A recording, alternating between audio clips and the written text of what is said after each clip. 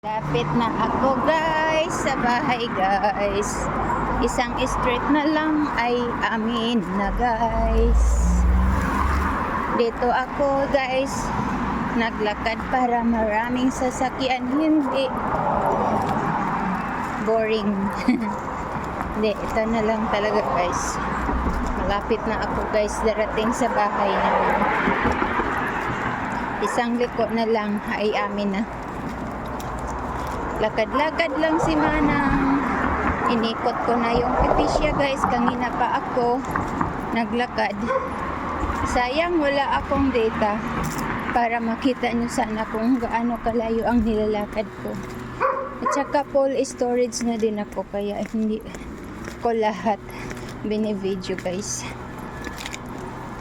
Mga kahoy man lang din ang makikita nyo eh.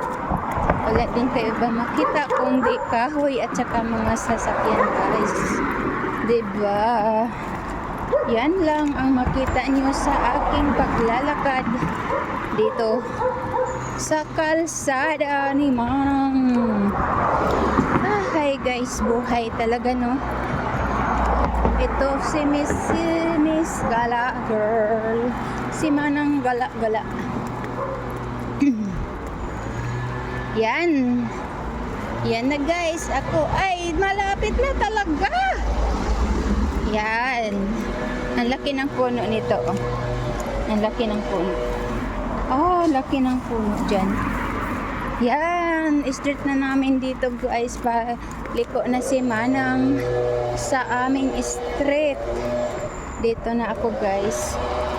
Dito na ako guys. Palatandaan niya guys. 1, 2, 3 na kahoy. Street na namin guys.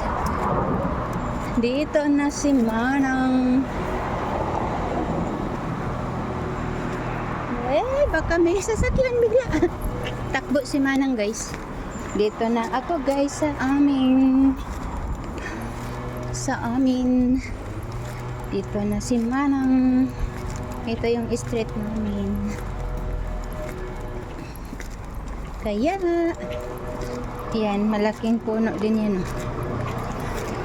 Babush niya guys. Ako ay dumating na sa aking teritoryo. Dito na ako guys.